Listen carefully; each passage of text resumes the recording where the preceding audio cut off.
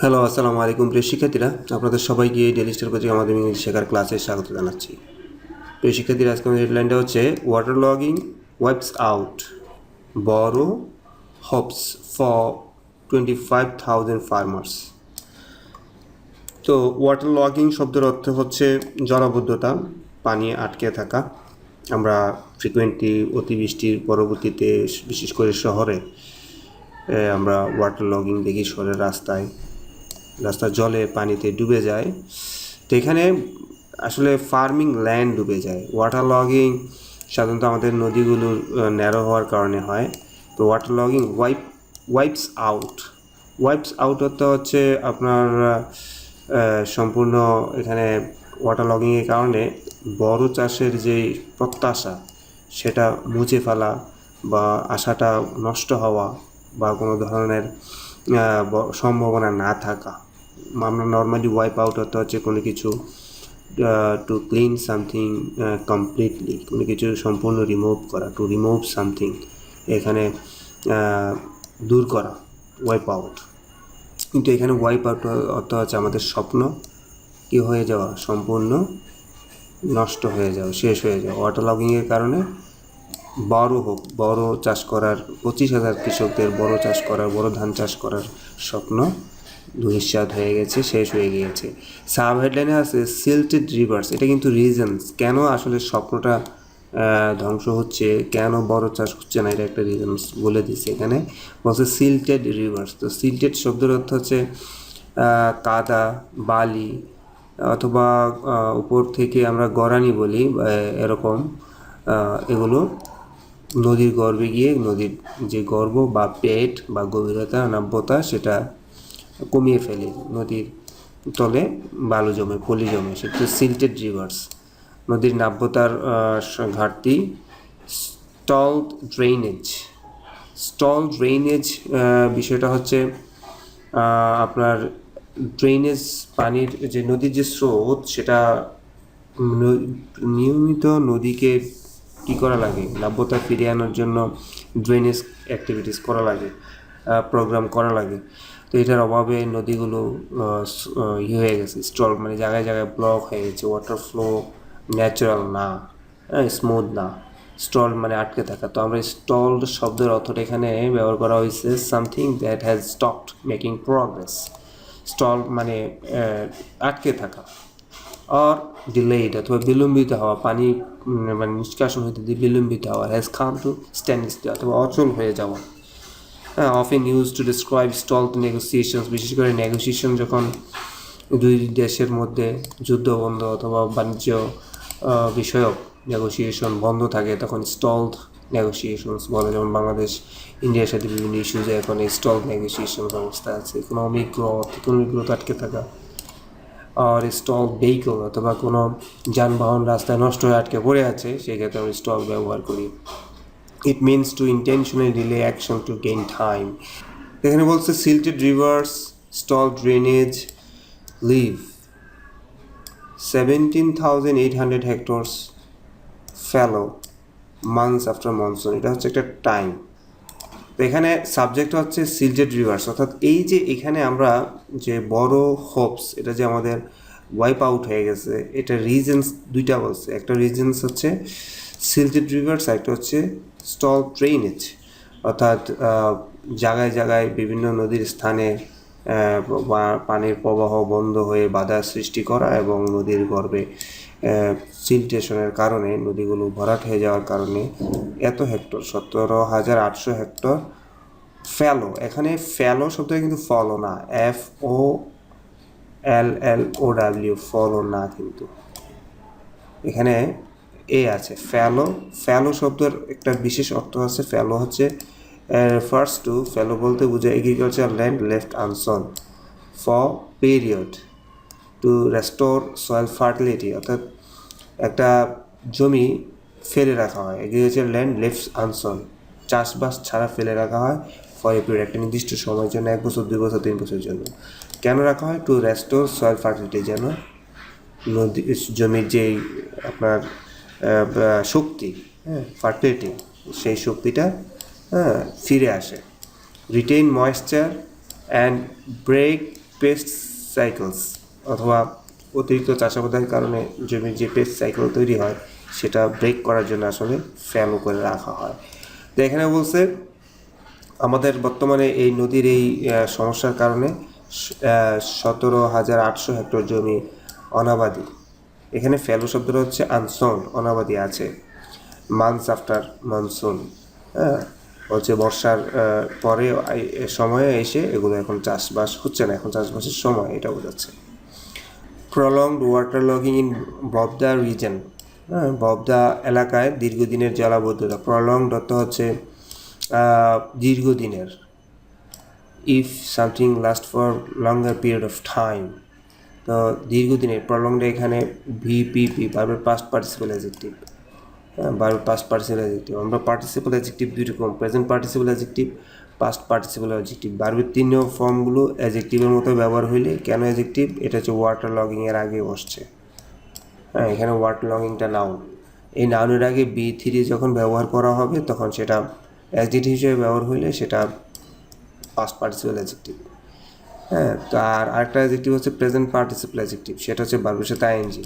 তো present participle adjective আর past participle adjective, এই দুইটা অ্যাডজেক্টিভ আছে যেগুলোকে বলে participle adjective, non finite verb. তো বলছে দীর্ঘদিনের জলাবদ্ধতা এই বাবদা এলাকায় হ্যাজ লেফট, হচ্ছে এখানে verb, has left over 25,000 farmers unable to cultivate for this season. এই সিজনে 25,000 কৃষকরা আনএবল, মানে চাষ করতে পারছে না, হ্যাঁ। তো লিভ ভার দিয়ে আসলে এগুলো প্রকাশ করা হয়। Leave someone to do something, এরকম তারা পারে না। যেমন আমি যদি লিভ দিয়ে নিজে থেকে একটা এক্সাম্পল বলি, poverty has left me to take higher education in America. দারিদ্রতার কারণে আমি আমেরিকাতে পড়াশোনা করতে পারি নাই। ডিপেনিং, ডিপেন শব্দ থেকে এখানে ডিপেনিং আসছে। ডিপেনিং অর্থ হচ্ছে কোনো সমস্যা গভীর হওয়া। ডিপেনিং ফুড ইনসিকিউরিটি, এই অঞ্চলের 25,000 কৃষকদের খাদ্যর অনিশ্চয়তা সৃষ্টি হয়েছে। ফাইন্যান্সিয়াল ডিস্ট্রেস, এবং অর্থনৈতিক ডিস্ট্রেস বলতে এখানে ক্রাইসিস, অর্থনৈতিক সংকট তৈরি হয়েছে across parts of Jessore and Khulna, Jessore এবং খুলনার বিভিন্ন অঞ্চলে। তো এইটাও কিন্তু একটা প্রেজেন্ট পার্টিসিপল ফ্রেজ, এই সেন্টেন্সে মেইন ভার্ব কিন্তু হ্যাজ লেফট। আর যে ভার্বগুলো আছে প্রলং, এটা অ্যাডজেক্টিভ, ডিপেনিং এটা অ্যাডজেক্টিভ, এটা হচ্ছে। তো এখন এই অ্যাডজেক্টিভটা আমরা জানি অ্যাডজেক্টিভ সবসময় নাউনকে মডিফাই করে, অ্যাডজেক্টিভ মডিফাই করছে এই নাউনকে। এখন এই ডিপেনিং অ্যাডজেক্টিভটা কাকে মডিফাই করছে? তো আসলে এইখানে আমরা দেখব যে এই এর আগে নাউন কোনটা আছে, এই যে ফার্মার্সদের যে food security, deepening food security, কৃষকদের। তো আমরা এটার নাউন, এটা হবে ফিনান্সিয়াল ডিস্ট্রেস হয়েছে তাদের across parts of the Jessore Khulna. Even after the last monsoon, এমনকি গত বর্ষার পরেও, লার্জ এরিয়াস, অনেক এলাকা, রিমেইন এখানে ভার্ব। রিমেইন ভার্বের পরে আপনি সব সময় অ্যাডজেক্টিভ ব্যবহার করতে হবে। Remain silent, remain quiet, remain happy. দেখেন সাইলেন্ট, কোয়াইট, হ্যাপি এগুলো অ্যাডজেক্টিভ। অথবা আপনার ভার্বের 3 নম্বর ফর্মের অ্যাডজেক্টিভ ব্যবহার করতে হবে, এটা কিন্তু adjective. B3 used as adjective, past participle, ভার্বের পাস্ট পার্টিসিপল হয়। তো বলছে লার্জ এরিয়াস রিমেইন সাবমার্জড, অনেক এলাকা, সাবমার্জড অর্থ হচ্ছে রিমেইন আন্ডার ওয়াটার, অনেক এলাকা পানির নিচে ছিল। Despite the presence of drainage infrastructure, যদিও গত বছর ড্রেনেজ ইনফ্রাস্ট্রাকচার ছিল, তারপরেও অনেক এলাকা পানির নিচে ছিল। রেন্ডারিং বড় প্ল্যান্টিং উইন্ডো, বড় প্ল্যান্টিং উইন্ডো হচ্ছে বড় সিজন এক কথায়, হ্যাঁ। এর কারণে বড় সিজন কি হয়েছে, ইনএফেক্টিভ হয়েছে। বড় সিজনটা কৃষকরা সঠিকভাবে কাজ করতে, মানে এফেক্টিভলি ব্যবহার করতে পারেনি, ইউটিলাইজ করতে পারেনি, according to the department of agriculture extension. তো এই অফিস বলছে আসলে গত বছরের সেম সংকেত ছিল, অনেক এলাকায় পানির নিচে ছিল এবং এই কারণে চাষবাস করতে পারে নাই। তারপর বলছে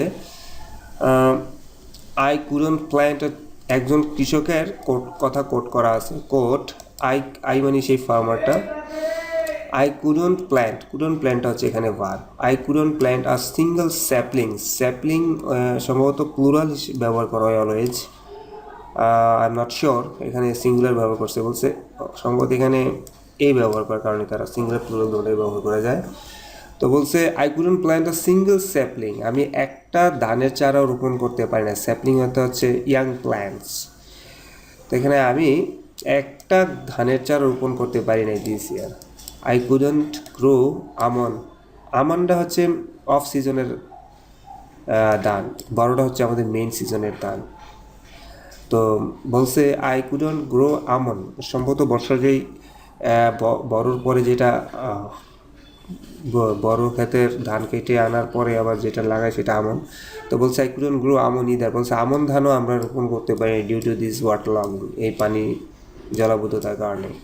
আই হপড হচ্ছে verb, I hoped Boro would help me, বলছে যখন আমি আমন লাগাইতে পারি নাই তখন আমি আশা করেছিলাম, আই হচ্ছে সাবজেক্ট, হপড হচ্ছে ভার্ব, আমি আশা করেছিলাম যে বড় আমি লাগাতে পারবো, এবং বড় আমাকে আই হপড একটা ক্লজ, বড় উড হেল্প আরেকটা ক্লজ, বড় উড হেল্প মি, বড় ধান আমাকে হেল্প মি, বড় ধান আমাকে সাহায্য, একটা ক্লজ মানে কি সাবজেক্ট ভার্বকে ক্লজ বলে, সাবজেক্ট আর ভার্ব থাকলে ক্লজ, তো এখানে যখন একটা সাবজেক্ট একটা ভার্ব পাইছে একটা ক্লজ হয়ে গেছে, আবার যখন একটা সাবজেক্ট একটা ভার্ব পাইছে আর একটা ক্লজ হয়ে গেছে, এরকম একাধিক ক্লজ হলে সেগুলো আসলে কমপ্লেক্স এবং কম্পাউন্ড সেন্টেন্স। হ্যাঁ, কনজাংশনের উপরে ডিপেন্ড করে আমরা বলবো সেটা আসলে কমপ্লেক্স না কম্পাউন্ড। সাবঅর্ডিনেট কনজাংশন থাকলে কমপ্লেক্স সেন্টেন্স, আর কোঅর্ডিনেট কনজাংশন থাকলে কম্পাউন্ড সেন্টেন্স। তো এখানে একটা দ্যাট আছে, এটা আসলে একটা complex sentence. I hopped that, এরকম আই হপ দ্যাট, আমি আশা করেছিলাম যে বড় উড হেল্প মি, বড় আমাকে হেল্প করবে। হেল্পের পরে এই রিকভারের আগে একটা উজ্জ্বল টু আছে, এখানে উজ্জ্বল দ্যাট আছে আর এখানে উজ্জ্বল টু আছে, যে বড় আমাকে হেল্প করবে টু রিকভার সাম লসেস, কিছু। কেন? আসলে হেল্পের পরে bare infinitive, to side infinitive বসে, দেখেন I hoped Boro would help me, বড় আমাকে হেল্প করবে কি করতে, এটা infinitive, to recover some losses, আমার লস। এখন দেখেন এই যে টু রিকভার, হ্যাঁ, এই যে ইনফিনিটিভ, তারপর এই যে এখানে আমরা পাইলাম মানে সাবমার্জড, এখানে পাইলাম ডিপেনিং, এখানে পেলাম প্রলংড, এগুলো কিন্তু নন ফাইনাল ভার্ব, এগুলো হচ্ছে নন ফাইনাল ভার্ব, এগুলো ইনফিনিটিভ এবং পার্টিসিপল। আরেকটা নন ফাইনাল ভার্ব হচ্ছে জারাউন্ড, তিনটা non final verb. At least we would have rice for the year, বলছে যদি আমন চাষ করতে পারতাম অবশ্যই আমরা আমাদের নিজেদের খাবার ধানটা পেতাম, but now I have nothing, কিন্তু এখন আমার কিছু নেই। হোয়াট উইল ইউ ইট, আমরা আসলে কী খাবো, what will you eat. Integrative sentence কীভাবে হয় একটু আমরা অ্যাসার্টিভ সেন্টেন্স বানাতে পারি, ইন্টিগ্রেটিভ সেন্টেন্স বানাতে পারি না, but every knowledge starts with questioning, so try to make some integrated sentences. For farmer Pradip Mondal Krishakul village, এই গ্রামের Pradip Mondal, the promise of recovery has turned into yet another year of loss, অর্থাৎ আমাদের যে আশা ছিল আমরা রিকভার করতে পারবো আমন ধানের সংকটটা, ডিস্ট্রেসটা, প্রবলেমটা, ক্রাইসিসটা, সেই স্বপ্নটা, প্রমিস মানে হোপ, সেই আশাটা হ্যাজ টার্নড ইনটু, সেটা পরিবর্তন হয়ে কী হয়েছে, yet another year of loss, আবারও লস হয়েছে। হিজ হোম লাইজড এখানে ভাব, তার বাড়িটা কোথায় অবস্থিত, লাইজড এখানে ইজ সিচুয়েটেড অর্থে, ইজ লোকেটেড অর্থে ব্যবহার করা হয়েছে। Is situated, is located passive, আর লাইজটা active. His home lies within half kilometre of 21 band switch gate, অর্থাৎ সেখানে পানি নিষ্কাশনের জন্য যে 21 ব্যান্ডের সুইচ গেট আছে, 21 ব্যান্ডের সুইচ গেট থাকা সুইচ গেটের আধা কিলোমিটার মধ্যে তার জমি অথবা তার বাড়ি, এখানে কিন্তু একটা ইঙ্গিত সে দিচ্ছে। তো এখানে সাবজেক্টে হিজ হোম লাইজ হচ্ছে ভার্ব, তার বাড়িটা কোথায় অবস্থিত, হাফ এ কিলোমিটার অফ 21 ব্যান্ডের সুইচ গেটের আধা কিলোমিটারের কাছাকাছি সময় দূরত্বে তার বাড়ি। মেন্ট টু ড্রেন অ্যাটলিস্ট, এই যে সুইচ গেট, এই যে ফ্রেজটা ব্যবহার করছে, এই ফ্রেজটাকে আবার এই যে নাউন ফ্রেজটা এটাকে ক্লিন করছে, পরিষ্কার করে বলার জন্য বলছে এই সুইচ গেটটা আসলে প্রয়োজনটা কি, এটা দেওয়া হয়েছিল টু ড্রেন, জল নিষ্কাশন করার জন্য। 27 সারাউন্ডিং বিলস, আশেপাশে 27টা বিলের জলাবদ্ধতার পানি নিষ্কাশন করার জন্য এই সুইচ গেটটা বানানো হয়েছে। ইয়েট হিজ ল্যান্ড রিমেন্স, তারপরও তার জমি remains under more than 3 feet of water, তারপরও 3 ফুট পানি তার জমি পানির নিচে আছে। তো আমরা এখানে বেন্ট সুইচ গেট বেন্ট এখানে উইন্ডো বলতে পারেন। আপনারা যখন সুইচ গেটে যাবেন তখন দেখবেন যে switch gate often simply called switch gate, slide gate, or দেখবেন যে কিছু গেট আছে পানি খুলে দেয় আবার বন্ধ করে দেয়, যে মুভেবল ব্যারিয়ার। এটা movable barrier use to control, যেগুলো দ্বারা পানি নিয়ন্ত্রণ করা হয়, রেগুলেট করা হয়, stop the flow of the water, পানি আটকানো হয়, হ্যাঁ, ড্যাম বা বিল অথবা যেখানে পানি কৃষি জমি আছে। তো আমরা ছবি যদি দেখি, এই যে এই জিনিসগুলো হচ্ছে ব্যান্ড। তো এখানে বলছে এই যেগুলো হচ্ছে ব্যান্ড, তো এখানে বলছে এই যে এগুলো মুভেবল। তো এখানে বলছে যে আসলে এত দূর কাছাকাছি থাকা সত্ত্বেও কাজ হচ্ছে না। লাইক মেনি আদার্স, অন্য অনেকের মতোই হি হচ্ছে সাবজেক্ট ট্রাইড, সেও চেষ্টা করেছিল, ওই কৃষক চেষ্টা করেছিল টু রিকভার। এখানে কিন্তু ইনফিনিটিভ, এটা দুইটা বার পাশাপাশি থাকলে পরের বারটা ইনফিনিটিভ অথবা পার্টিসিপল হয়ে যায়। বলছে হি ট্রাই টু রিকভার আমন লসেস, সে আমন ধানের ক্ষতি পোষাইতে চেষ্টা করছে বাই প্রিপেয়ারিং এ বড় সিডবেড, বড় ধানের চারা রোপণ করে on a nearby plot, এক টুকরো জমিতে। I thought once the water receded, আমি চিন্তা করেছিলাম, আই থট একটা ক্লজ সাবজেক্ট বার পেয়ে গেছি, দ্যাট আছে এখানে। আবার কি চিন্তা করেছি, তো বলছে ওয়ান্স, একদিন, ওয়াটার বা একবার না একবার, ওয়াটার রিসিডেড পানি নেমে যাবে, রিসিড এত হচ্ছে পানি নেমে যাব। আই উড, বলছে আমি চিন্তা করছিলাম যখন পানি নেমে যাবে, আই উড ট্রান্সপ্ল্যান্ট অর্থ হচ্ছে আপনি গাছ চারা লাগানো, I would transplant the seedlings, আমি চারা লাগাবো, টু মাই ফিল্ড। আমি এটাই বলছিলাম যে সিডলিংসগুলো আমি সবসময় প্লুরাল ফর্মে লিখছি। But the water never went down, কিন্তু কখনই আধুনিক ইংলিশে এই সিঙ্গেল সিডলিং ব্যবহার করা যায় অবশ্য। But the water never went down, কিন্তু পানি কখনই নামে নাই। I couldn't plant a single sapling this ইয়ার, আমি একবারও একটা চারা এবার লাগাইতে পারি নাই। নাও সার্ভাইভিং বাই ক্যাচিং ফিশ, বলছে এখন আমি বেঁচে আছি মাছ ধরে। ইয়ার্ডেড আই কুডন্ট গ্রো আমন, আমি আমন ধান উৎপাদন করতে পারিনি ডিউ টু ওয়াটার লগিংয়ের কারণে। আই হোপড ওয়ার would help me to recover some losses, এই অংশটুকু আমরা পড়ছি অলরেডি। আমি আশা করেছিলাম যে বড় আমাকে হেল্প করবে, at least we would have rice for the year, আমি আশা করছিলাম আমাদের নিজস্ব কিছু চাল হবে। যাই হোক, ফার্স্ট অ্যান্ড ফরমোস্ট, সবচেয়ে বড় বিষয়, ওয়াটার মাস্ট বি ড্রেন, পানি নামতে হবে। Without solving the drainage problem, বলছে এই ড্রেনেজ পানি নিষ্কাশনের সমস্যার সমাধান ছাড়াই কালচার ক্যানট রিকভার হেয়ার, এখানে কৃষিতে কোনো ভবিষ্যৎ নাই। If water couldn't be remove, বলছে যদি পানি না নামে ইন টাইম, যথাসময়ে, মাচ মোর ল্যান্ড, আরও জমি would have, if water could be remove, বলছে যদি পানি নামে যথাযথ সময়, মাচ মোর ল্যান্ড, আরও জমি, কুড হ্যাভ বিন কাল্টিভেটেড, আরও জমি চাষ করা সম্ভব।